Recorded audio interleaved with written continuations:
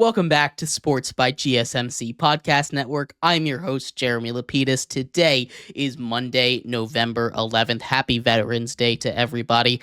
In this if you're just tuning in, we just went over our winners and losers for Week 11 of college football. In this segment, we finish up our college football for the day, talking about our top 25. Fresh off the presses here, a new top 25 list for you in just 1 second. But before we do, remember, if you would like to be an even bigger part of the show than you already are, all you need to do is go to gsmcpodcast.net. Or if you are on YouTube, you can use that super chat feature. If you do either of those two things, a message should pop up on the bottom of the screen for you, me, and everybody else around the world to see. If you do have a burning question about sports, anything at all that you would like to ask, go ahead and throw that in the comments. Throw it in the chat. I will get to it as soon as I possibly can. I appreciate everybody so much for sticking around, talking some sports with me here on a beautiful Monday, November 11th. But like I was saying, in this segment, we get into our college football top 25. It has been 1 week since we last did our rankings, and yet again, chaos has reigned. 2 of the top 5 teams from last week have gone down. Who's going to fill in their spots? But before we do that, our group of 5 top 5 here for you. At number 5, Louisiana. They continue to dominate. As a group of 5 team that still has an outside shot to get into the college football playoff. The Sun Belt has taken a bit of a hit from last season as far as overall skill, but Louisiana has absolutely dominated. That team continues to go really to beat everybody, not just beat, but demolish everybody, demolishing a really good Arkansas State team that had been all but undefeated in conference play so far. Louisiana showing that they deserve a little bit of respect as far as conversations go in the college football playoff talk. Tulane at number 4. Once again, another kind of team that we continue to talk about. They dominate just about everyone they play, and I think they're one of the more prolific offenses in the sport. Excuse me. At number 3, Washington State. Just again, in that pack too, there's winners and there's losers, right?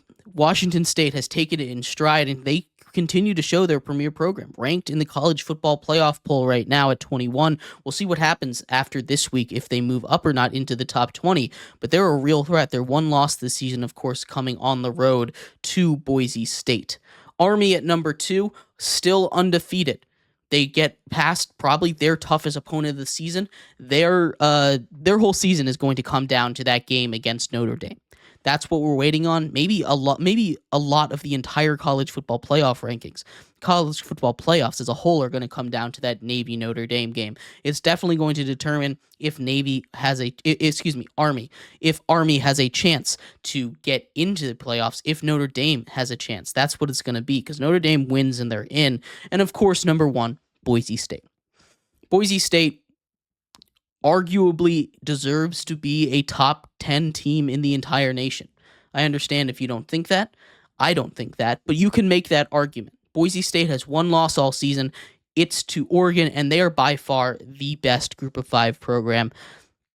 Ashton Jeanty still needs his respect as a Heisman candidate. He deserves it. Absolute domination week in, week out. Escape with a tough victory against a tougher than you might expect Nevada team. Boise State is number 1. But getting into the top 25 here, Louisville makes their reappearance into the top 25. Last week, I told you how I don't think 25 teams deserve to be ranked, and I still feel that. I still feel that that 25 teams don't deserve to be ranked, and yet 25 is the number that we need to come up with. This 25 spot is one that I had a lot of trouble with. There were 24 teams that I felt pretty comfortable writing down on my top 25 list, but 25, there wasn't really a spot. Louisville, a team that I've been really high on all season long. Louisville, a team that, despite their 3 losses, have all come against now top 25 opponents. SMU, Notre Dame, Miami. All top 25 opponents, not just all top 25, but all top 12 opponents, all top 15 opponents right now. That is a lot of quality losses for a team to suffer. This is a good Louisville team, and they showed it when they beat up on Clemson the other day. Louisville deserves to be in the top 25. I put them in that 25 spot. At 24, it is South Carolina, a team that I still feel like is getting disrespected. They put up a great effort against a Vanderbilt team that had played everybody tough. Win 28-7 against, again, Diego Pavia and that Vanderbilt team that even in their losses against Texas kept it to one possession.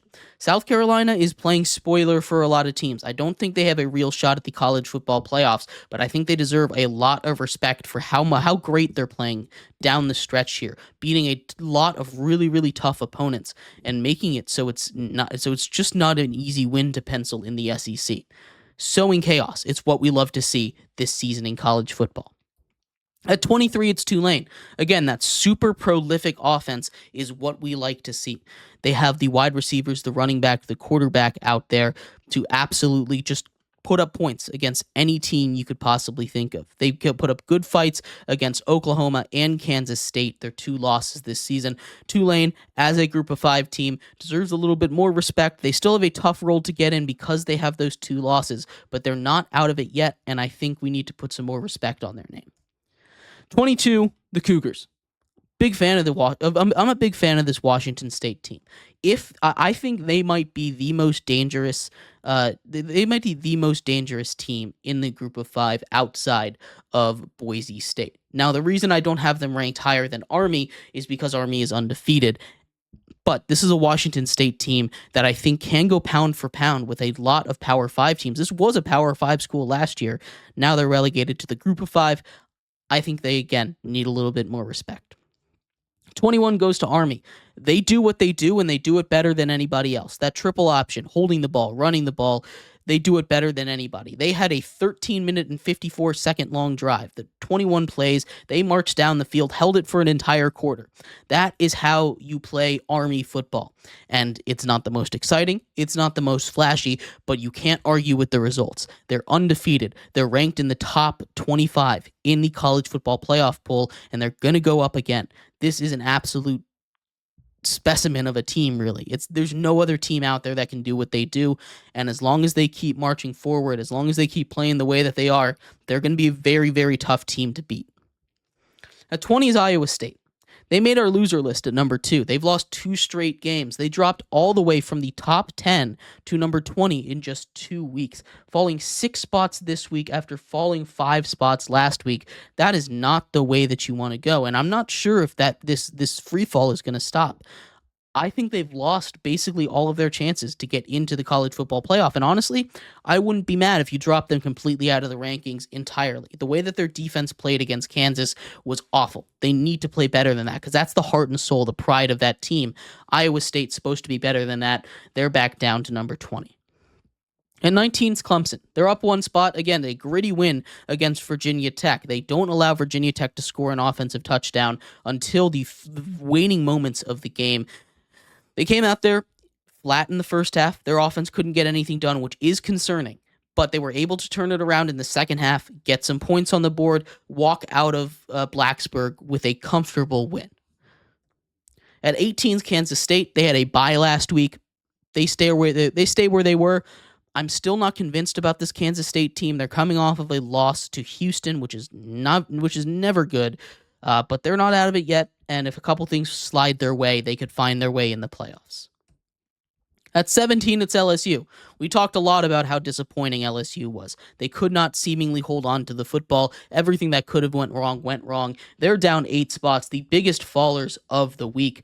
It really is a shame, because I was very high on this LSU team, but they showed me that they're just not there, and that seems to be what happens to a lot of Brian Kelly teams, which I guess is fine. That's the kind of coach that he's going to be. At number 16, it's Texas A&M, and I think, and this is a very weird team for me to rank. They're on a bye. I talked about it last week.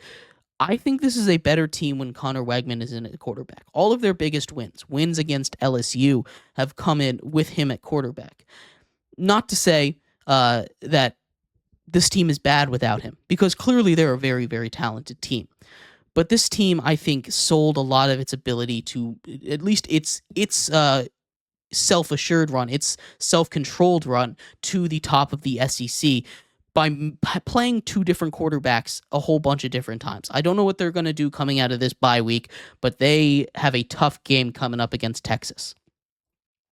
At 15, it's Colorado. How about Colorado? We talked all about them in our winners segment. They were our number 3 winners of the week. That defense played phenomenal. They still have a little bit of an issue. They had a couple of they've had taunting penalty issues now twice that's taken touchdowns off the board.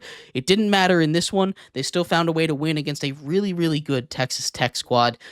Colorado's at number 15, and they're climbing. I think they have a pretty clear path to the playoffs. 14, it's Boise State, the best group of 5 school. Give Ashton Jeanty his Heisman. He deserves it. He has been incredible all season long. I saw some arguments about that, saying that they just force-feed him the ball. So what if he has 30 carries a game? If you're going to give a Heisman to a quarterback because he throws the ball 30 times a game, it's really no different in my mind. Boise State, number 14. They continue to win football games. They have, again, a very clear path to the playoffs. They just have to win out. Boise State at number 14. At 13, it's Ole Miss. I've been so impressed with this Ole Miss team, especially the way that they played this week. That defense, I was not ready for how physical they were able to be. That was my biggest issue with Ole Miss throughout this entire process. They have been unable to be physical. Physicality has been their weakness, and against a very physical Georgia team, a Georgia team that out-physicaled Texas, they won that battle. They did what they needed to do, and they dominated Georgia. Ole Miss, our biggest riser of the week, to number 13. I understand if you want them a little higher. I really thought about moving them higher, but a couple of weird losses. I'm still not comfortable putting them in the top 12 yet. At number 12, it's SMU. SMU comes into this week off of a bye. They're only up 1 spot this week, but they hop into that number 13 spot, number 12 spot. They found a way to win the bye week. With Miami going down, they might come in as the favorites for the ACC. They have a much easier path to the ACC, to the top of the ACC now. They already controlled their own playoffs. They already controlled their own destiny. They just had to win out. But now that path looks a lot more open. Maybe they can even go in as the 1 seed. SMU had a really, really good bye week. 11 is Penn State, and they rebounded very nicely after that loss to Ohio State. They come out against a Washington team, and they dominate. You can yell at me for them being so low. I understand. But the teams above them, I personally could not justify. I think on a neutral field, all of the teams above them end up beating them anyway. For instance, 10 is Tennessee. Nico Iomvaleda had a injury scare. They were able to win the game, and he's going to be completely healthy, which is a big win for Tennessee. With him on the field, I know that offense has not been their strong suit, especially the passing offense, but the run game's been awesome. The defense has arguably been the best defense in the nation. Tennessee at number 10, I could not take them out of the top 10. I think they're better than Penn State. I'm just not a big fan of that Penn State team anyway. Tennessee at number 10. And number 9, it's Alabama. They move up to that number 9 spot that was occupied by LSU. And again, I understand the argument if you want them to be higher, especially after the dominance that they just showed in a very tough environment against a very good opponent. But again, I'm very cautious about this because this is a team that has been all season long incredibly inconsistent. I want to see them and do it again this week against whoever they're playing. It doesn't matter, because last time they had a big game like this, they had a huge letdown week against Vanderbilt. It's a little bit scary. I think Alabama's still a very talented team, but I need to see them not get too high on their emotions. Alabama at number 9. At 8, it's Miami, and I know the AP poll put them out of the top 10, but I can't do that. We didn't learn anything about Miami this week. This is exactly what we knew Miami was. Miami is a team that's defense will let you score, but will score back. Georgia Tech was able to force turnovers, was able to stop Cam Ward from playing superhero, and that's why Miami lost. We didn't learn anything different about Miami, so I can't justify putting them outside of the top 10. Again, I understand if you do, but Miami at number 8 is as low as I was willing to put them. And the same goes for number 7 with Georgia. They get dominated. Carson Beck not playing really good football at all. The way he's been turning it over is inexcusable, and I'm well aware of that. But that Georgia defense, that Georgia physicality, the way that they've been able to handle business against some other really top teams, that resume speaks for itself. And I think Georgia still deserves to be in the top 10. 7, I understand if you're not happy with, but I can't put them below 9, below 10. At 6, it's Notre Dame. Notre Dame, after that loss to NIU, seemingly has figured something out. That offense has turned a corner. I know it was against Florida State, but putting up 52 against any opponent, especially a Power 5 opponent, is never anything to do, is never an easy task. And the way that they have been dominant all season long, outside of that one game, I love this Notre Dame team. I think they're a real national title threat. At 5, it's BYU, and this is where the shakeups to the top 5 come. First of all, before we get into it, this Jersey game between in the Holy War, Utah and BYU, it was awesome. That bright blue versus bright red, one of the best Jersey games that I've ever seen. Completely regardless of my point here, BYU found a way to win. They probably did not deserve to win that game. In fact, they did not deserve to win that game. They got bailed out by the refs. It was a holding call. You can say what you want. It was a holding call. BYU goes out there after mismanaging it, after being down. They hold Utah to 0 points in the second half. The way that Utah was able to move the ball up and down the field in the first half, you thought it was over. But BYU came out there and showed why they have been so highly ranked. I was very impressed by this BYU team, and they cracked the top 5 for the first time. Same thing for number 4, the Indiana Hoosiers, 10-0. You have to respect those undefeated teams, which is at 5 and 4, Indiana and BYU.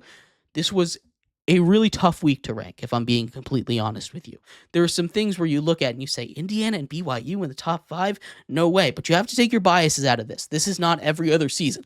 This is the 2024 season where Indiana is 10-0 and going to make the playoffs. This is a season where BYU is 10-0 and going to make the playoffs, right? This is how it goes. And Indiana at number 4, they absolutely deserve it. Their first real slip up of a game. The first one where they were close against a Michigan team that's a little better than I'm willing to give them credit for. Still a little scary. They got a big test against Ohio State. And if they can keep that close, if they can keep that within one possession, even in a loss, I think they clinched a playoff spot. Number 3 goes to Texas, and I think the top 3 in everybody's poll will be the same. I understand if you want to mix up the order a little bit. Texas gets a massive W against Florida. Florida, starting a third-string quarterback, DJ Lagway, would have definitely made that tougher, but Texas did what they needed to. They put up 49 points against a Florida team that was not on their same level, and we saw Georgia struggle with this team. Georgia, a team that beat Texas. We saw Georgia struggle with this Texas team just last week, and I know that's a rivalry game, but still, Texas going out there and dominating is very, very impressive. They're at number 3. 2 goes to Ohio State. Again, they dominated on inferior opponents in their conference. Purdue, not a great team. Still, though, 45-0. Crazy. Will Howard might have played his best game as a Buckeye, and he's getting hot at the right time. Ohio State's at 2, which leaves number 1, the Oregon Ducks. There was never a question, right? I know people said, oh, they didn't play their best game against Maryland. Who cares? They're head, shoulders, knees, and toes ahead of the rest of the competition. There's no one that's close to where they are. And even in a loss, even a win where they struggled a little bit, they still came out and they won by 17 points, right? I know you're supposed to win by more, but still, Oregon is the number 1 team in the nation, and it's not very close. But let me know what you think. I'd love to hear your thoughts on my top 25.